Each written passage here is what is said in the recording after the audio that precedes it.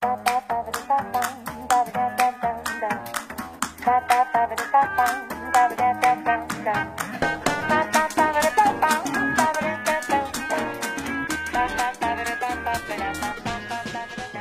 contrairement à pas mal de youtubeurs qui se sont exprimés à chaud dès les jours qui ont suivi, j'ai décidé pour ma part de vous faire cette vidéo une semaine après que j'ai eu besoin de temps pour lire le Coran. Il est préférable parfois de s'informer directement soi-même à la source plutôt que par le biais d'autres personnes. Retenez bien ça, il y a actuellement 1,6 milliard de musulmans dans le monde. 1,6 milliard. Si l'islam était vraiment une religion qui répand la terreur, nous serions déjà tous morts, ou du moins il y aurait eu bien plus de dommages que ce que l'on connaît aujourd'hui. Les forces totales combinées de Daesh, de Boko Haram et d'Al-Qaïda ne représentent que 0,003% du total de la population mondiale musulmane, et moins de 2% des attaques terroristes sont faites au nom de l'islam.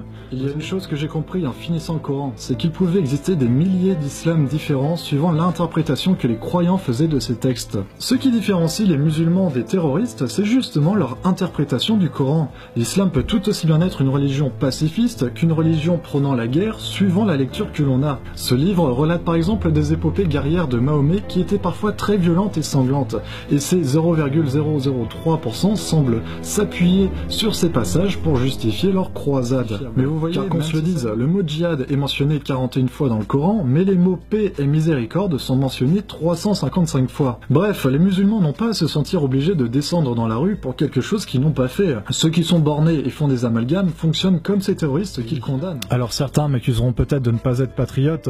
Je leur répondrai qu'en effet, ma vraie nation dans mon cœur, ce n'est pas la France, mais le monde entier.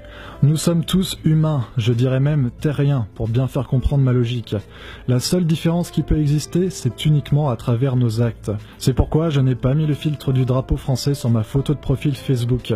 Le monde entier a condamné les attentats et a apporté son soutien à la France, mais ne l'a jamais fait pour ces pays du Moyen-Orient qui en souffrent tous les jours. Il n'y a jamais eu de filtre de drapeau syrien, irakien et j'en passe sur Facebook.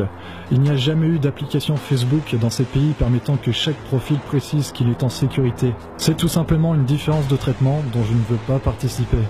Je peux comprendre que notre planète est vaste et je peux également comprendre qu'on ne se sente pas forcément concerné par ce qui se passe de l'autre côté de la Terre, mais ce qui s'est passé ce vendredi n'est que le quotidien d'autres pays. On le savait, on ne savait ni où ni comment, on ne connaissait ni le lieu, ni le jour, ni l'heure, mais on le savait. Et c'est arrivé.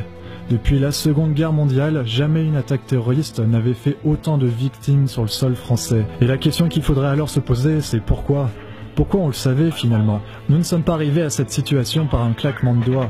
Daesh ne s'est pas créé du jour au lendemain et la guerre n'a pas commencé cette semaine. La France et les États-Unis et la coalition en général ont toujours joué avec le feu avec les groupes djihadistes.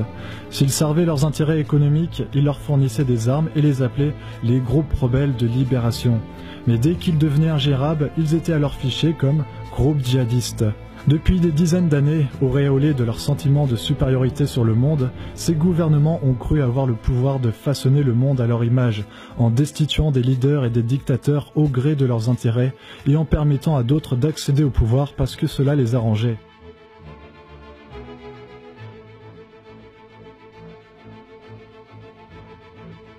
Et dites à vos bâtards identitaires qui vous ont rejoints et qui ont trahi la France et qui ont brûlé leur passeport que nous, on embrasse nos papiers et on aime la France. On embrasse nos papiers et on aime la France. Vive la France et vive la République.